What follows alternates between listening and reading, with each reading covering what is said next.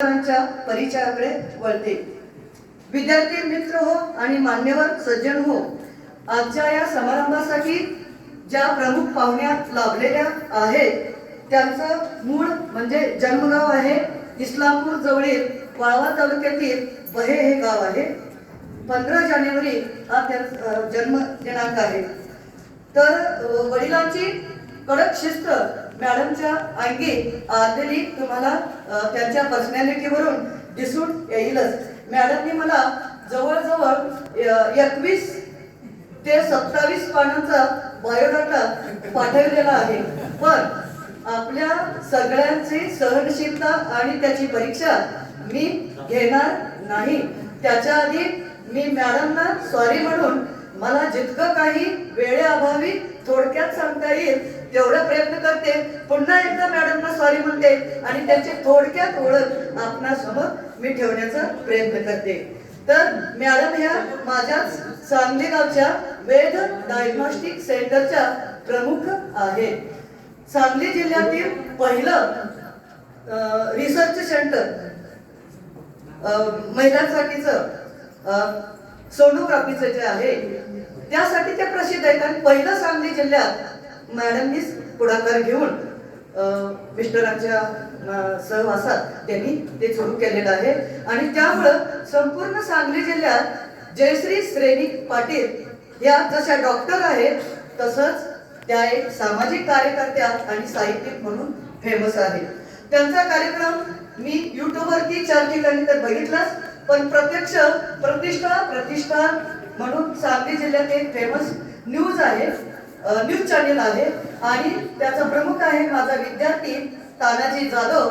आपल्या जयेश पाटलांच्या तासगाव तालुक्यातलाच तो एक लाडका विद्यार्थी, तोही मॅडमचा लाडकाच आहे आणि त्याच्या कार्यक्रमाला मी गेले होते आणि तिथं माझ्या हस्ते माझ्या विद्यार्थ्यांना मॅडमचं स्वागत करायला लावलं। मी म्हटलं एवढ्या मोठ्या वक्त्यांचं मी करणार, तर तो म्हणाला मॅडम जशा मोठ्या आहे तसं तुम्ही सुद्धा माझे गुरुवारी म्हणून आज इथं मोठे आहेत। त्यावेळेला पहिला परिचय मॅडमशी झाला आणि त्यांच्या त्या वक्तव्याला किंवा मॅडमच्या ते जे मार्गदर्शन होतं त्याला मी बोलले असं म्हणा आणि मी माझ्या प्राचार्यांना एक नाव सुचवलं आणि बाकी कोणाचं तिथं सजेशन आलं नव्हतं आणि म्हणून माझ्या आग्रह खातर माननीय आताचे सध्याचे प्राचार्य गाडगे सरांनी त्याला मान्यता दिली आणि अशा पद्धतीनं मॅडम आमच्या शब्दाला मान देऊन इथपर्यंत आलेले आहे।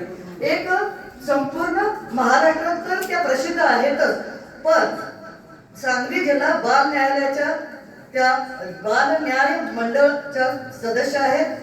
पश्चिम महाराष्ट्र अखिल भारतीय मराठी साहित्य परिषदेच्या त्या अध्यक्ष आहेत। पश्चिम महाराष्ट्र शांतिदूत परिषदेच्या त्या पुन्हा अध्यक्ष आहेत। निर्भया पथक सांगली जिल्हा पोलीस दलच्या त्या प्रमुख काउन्सिलर आहेत। सांगली मिरज कुपवाड महानगरपालिकेच्या वैद्यकीय अधिकारी म्हणूनही त्या काम पाहतात। जागतिक सौंदर्य स्पर्धेत सुद्धा सर डॉक्टर मॅडमनी 2022 साली सहभाग घेऊन त्यांनी त्यामध्ये सुद्धा विजय प्राप्त केलेला आहे, पुरस्कार प्राप्त केलेला आहे। मॅडमना माधुरी दीक्षितच्या नावानं त्या एक सौंदर्यवती म्हणून माधुरी दीक्षित पुरस्कार सुद्धा मिळालेला आहे। तर मॅडमना बागकामाची आवड आहे आणि आणखीन एक स्त्री म्हणून मला उल्लेख करावा लागेल, सगळं वाचत बसत नाही। तर मॅडम आपण सगळेजण हायर एज्युकेटेड आहोत आणि त्यातल्या त्या गायकवाड सर की काही महिलांना एवढी नोकरी करून स्वयंपाक करून जायचं छे बाबा असं आपल्याला वाटत असतं, पण आमच्या डॉक्टर मॅडम स्वतः सकाळी उठून मिस्टरांसाठी स्वतः नाश्ता बनवतात आणि स्वयंपाक करून मग बाहेर पडतात। महिलांनी टाळ्या द्यायच्या। म्हणजे एक स्त्री ही स्वतःचा व्यवसाय सांभाळत असताना काय करू शकते हे त्यांच्याकडून आपण घेऊ शकतो। तर मॅडमना याबरोबरच 50 पुरस्कार मिळालेले आहेत। ते आंतरराष्ट्रीय पातळीवरचे सुद्धा आहेत आणि राष्ट्रीय पातळीवरचे सुद्धा आहे। मॅडमचं YouTube चॅनेल आहे। विद्यार्थ्यांना आवाहन आहे की डॉक्टर जयश्री श्रेनिक पाटील या नावानं YouTube ओपन होतं आणि त्याला तुम्ही सबस्क्राईब करावं, लाईक करावं, शेअर करावं असं मॅडमच्या वतीनं मी सांस्कृतिक विभाग प्रमुख म्हणून आपणा सर्वांना आवाहन करते. मॅडमचं इंस्टाग्राम चॅनल आहे, त्याला सुद्धा तुम्ही फॉलो करा, फेसबुकला सुद्धा फॉलो करा. आणि त्यांचं एक 2-3 पुस्तकं सुद्धा निघालेली आहेत. त्या उत्कृष्ट कवयित्री आहेत. त्यांना साहित्यातील सुद्धा अनेक पुरस्कार मिळालेले आहेत. गदी माडगूळकर पुरस्कार आहे, इंदिरासंत पुरस्कार आहे, कवी भूषण पुरस्कार सुद्धा आहे. शब्द सम्राज्ञी, कवी भूषण, मग नंतर डॉक्टर सौ जयश्री श्रेनिक पाटील म्हणून त्या सांगली जिल्ह्यात प्रसिद्ध आहे. एक स्त्री घराबाहेर पडत असताना संपूर्ण कुटुंबाकडे लक्ष ठेवणारी, एखाद्या घारीसारखं आमच्या मॅडमची नजर असते. त्यांच्याकडे बघितल्यानंतर तुमच्या लक्षात येईलच. मॅडमच्या हजारो व्याख्यानं झालेली आहेत, हजारो व्याख्यानं. त्यामध्ये 550 व्याख्यानं हे महिला आणि लहान मुलं यांच्यावरती आधारित आहे. त्यानंतर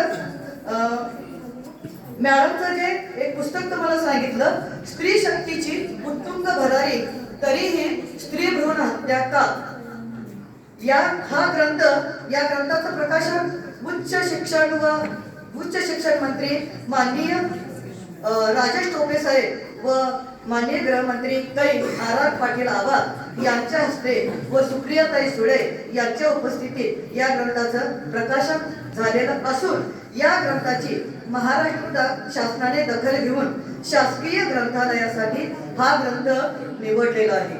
म्हणजे मॅडमचे हा ग्रंथ स्त्री शक्तीची उत्तुंग भरारी तरीही स्त्री भ्रूण हत्या का, हा पुस्तक त्यांनी इथं आणलेला आहे. आणि ज्यांना टीचर किंवा विद्यार्थ्यांना घ्यायचं असेल तर तो निम्या किमतीमध्ये आपण घेऊ शकता असं मॅडमचे आग्रह आहे. तर त्यांच्या संपूर्ण बायोडाटा न वाचता मी त्यांचा परिचय थोडक्यात इथं थांबवते आणि आजचे दुसरे उपस्थित पाहुणे माझे सहकारी आणि या महाविद्यालयाचे माजी प्राचार्य, माझे धाकटे बंधू माननीय कॅप्टन महेश